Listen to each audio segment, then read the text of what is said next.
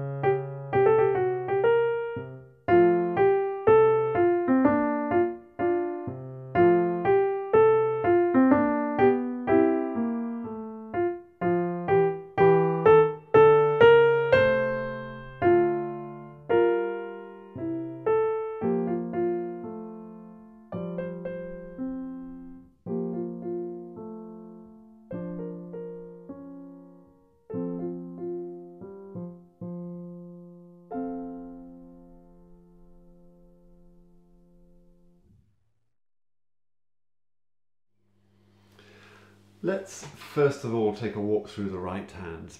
Got the tune very obviously, and we need to bring that out. So from the start.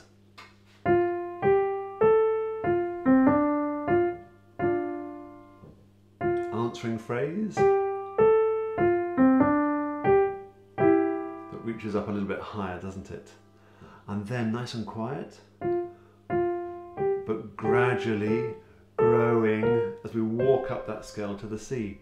And notice the way that the slurs are telling us to link those two. They're in pairs of notes right up to the top. If we're doing the first time bar, if we're doing the second time bar, 1, 2, 3. And I quite like that swappy finger thing at the end. It just makes it nice and neat, but it's not essential. And then the right hand goes into sort of accompaniment mode, isn't it? And it's going to play some quiet chords, quite short. There they are. Let's think about the rhythm now. We've got a 1, 2, 3, 4, rest, rest. And I'm going to think, are those notes really together? Yeah, especially difficult with the 3 and the 5. One more go. 2, 3, 4, rest, rest. And that last one is on the beat at the start of the next bar. And then very similarly, bar 13, 2, 3, 4, rest, rest, rest. And that little descent, we call it a chromatic descent, wouldn't we? That descent isn't really part of the tune, it's a little idea in the middle. But the D is the tune, so I think we need a bit more tone on that. And when I say tone, what do I mean? I think we want a bit more weight, a bit more oomph, a bit more feeling the key bed, that brick wall at the bottom of the keys.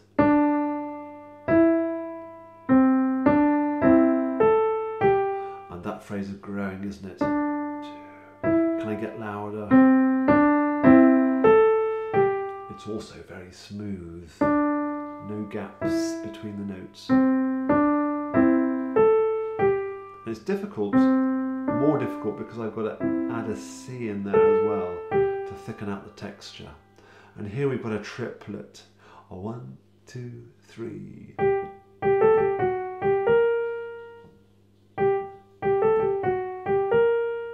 And if you are preparing for an exam, you do need to play that rhythm, play those extra small notes. And I quite like getting the thumb onto the G there, it just makes it so comfortable. And then we're back into the tune, so lift your hand off that B flat, that's absolutely fine to start the next phrase.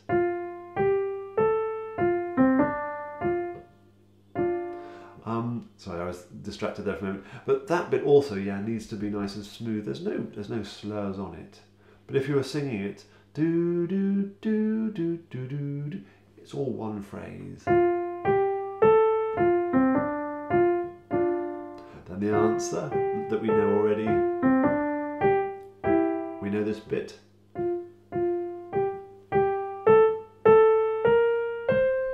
And then second finger there would probably be a good idea because it gets us ready for the 4 and 2.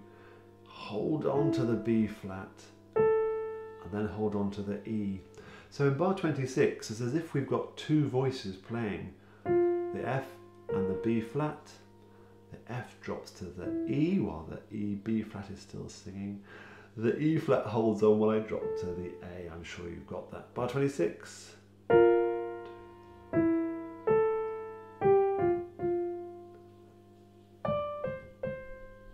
Now una corda for this bit, that's the pedal on the left hand side. Una corda, one string.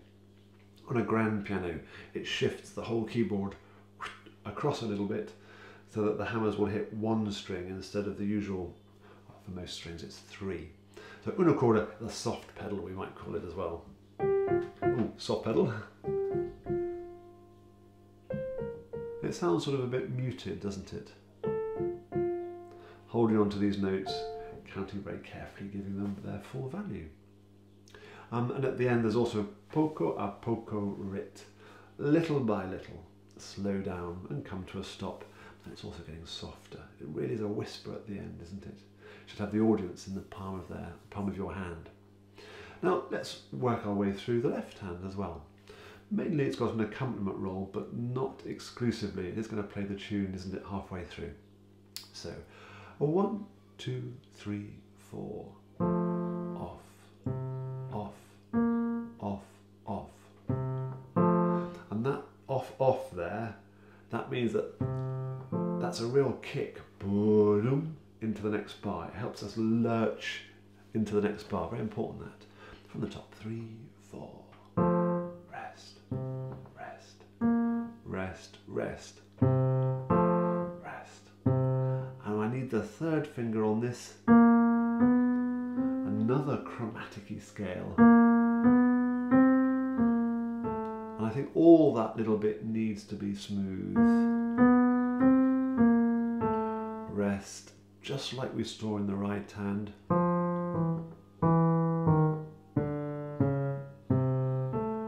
If you're doing the first time, bar, or for the second time, bar, simple enough.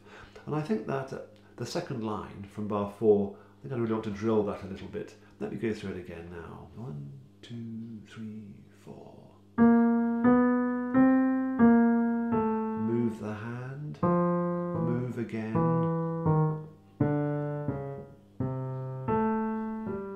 Okay, bar 10. Yeah, second finger will be important there because, well, otherwise you're going to have an awkward sort of movement of the hand there. So it makes good sense, I think. And now this is where the left hand has the melody. So what I spoke about tone before, a bit of weight, make sure that that note is really coming through the texture.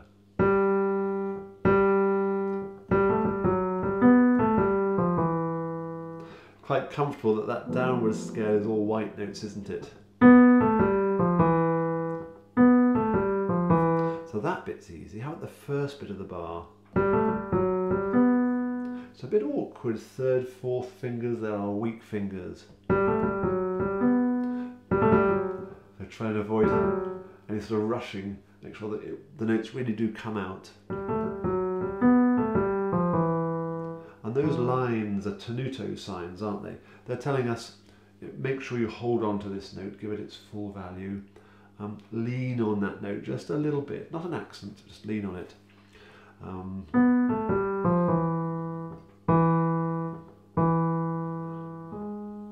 Those two notes, remember what I said before, they're just they're not part of the tune. We're back into accompaniment mode now.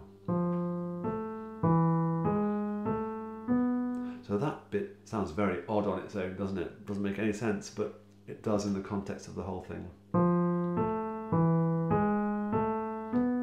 A little rest to get your hand down. Another lean. That's quite a groovy note. That's a money note. That's the note that makes it interesting. That's a slide, an eyebrow rising note. 3 beats on that one, and then we're back into familiar territory. 2, 3. Our chromatic scale, smooth, move the hand, pairs of notes, and these chords.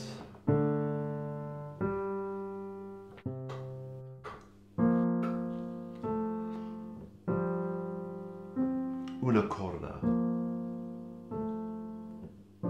Holding onto the bottom note through all of those.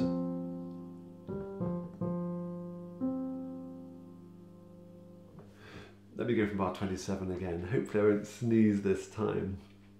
And I'm taking care to hold on to that F at the bottom. 1, 2, 3, 4.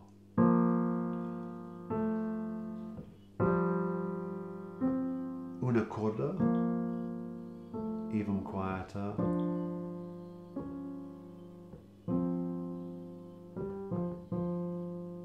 And add in the C to that F, hold on to the F all the way through there.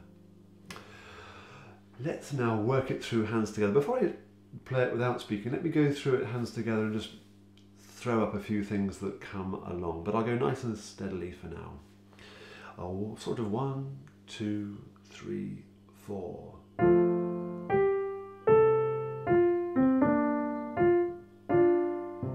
So in those first 2 bars, making sure that the left hand is off where it's meant to be and doesn't hang around. We don't want to...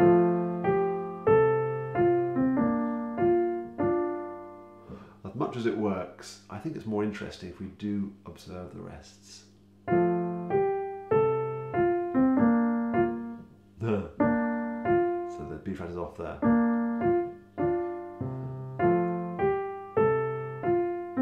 And now here, a bit of a move of the hands. And what's nice is that here the hands are together, aren't they?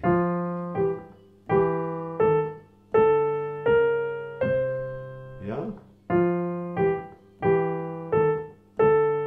I think it's even better. So they really are in pairs of notes there. Landing on the first time bar. Perhaps a little change of finger if you'd like to there. Let's go back and do it one more time. The left hand off. Kick into the next bar. Chromatic line. And we're aiming for smooth there. Pairs of notes. Second time bar. Get a little change of finger in the right hand, and then getting quieter. Now bring out this line, and I would practice that. Can I hold on to that G even after I've let go of that chord? Just practice that a few times. So I'm practicing, can my hands do different things? One hold while the other does staccato.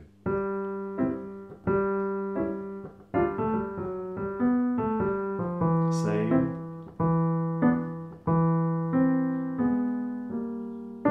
And now it's the right hand that's got the tune.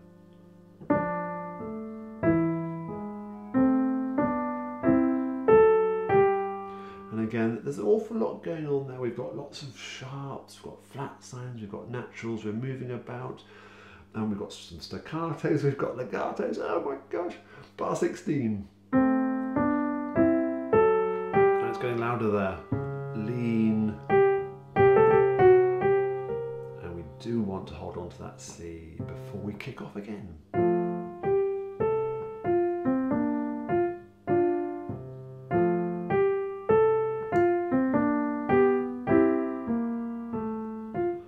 Gradually growing here, and these lovely chords. Now for now I'm not using any pedal. I didn't when I performed it either. It works absolutely fine without any, but in a second I'll give you some ideas for adding some pedal if you'd like to, and this is the point to do it. First of all, without any pedal. And it's gradually dying away now, isn't it? Holding carefully.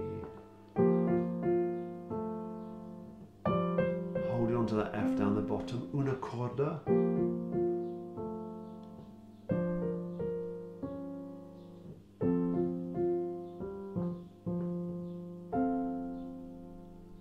Now if you did want to add a little bit of pedal for that ending, we can use some legato pedaling to link up the chords from bar 25. I'll show you what I mean. I'm not going to show you my pedal, but imagine my foot's there, that's down, that's up, obviously. Let's have a think. So my pedal is now down to hold on to that chord, and as I play the next one, my pedal comes up, down, up, down, up, down, up, down. Okay, do those 2 bars again. I'll come to the next bit in a second. The pedal is down, up, down, up, down, up, down, up, down, up, down, up, down, up, down, down. So what I'm doing in those last bit, I'm just using the pedal to link up the endings of the bars. So my pedal is coming up at bar number 27, up, down, up, down, up, down, up, down, up. Doesn't need any at the end, I don't think. Does that make sense? Do watch it back if you need to. Now let me play it. I'm gonna stop chattering. I'm gonna finish off now by playing it through slowly. I won't do the repeat this time. Slowly, but with hands together. I'm thinking do do do. 1, 2, 3, 4.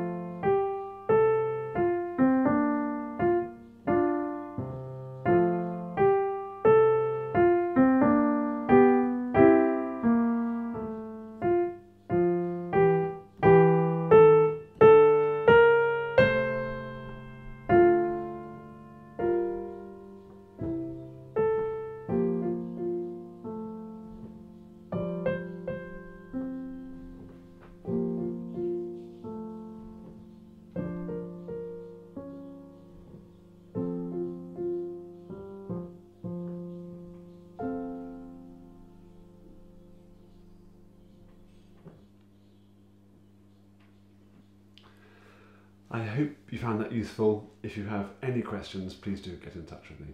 Bye-bye for now.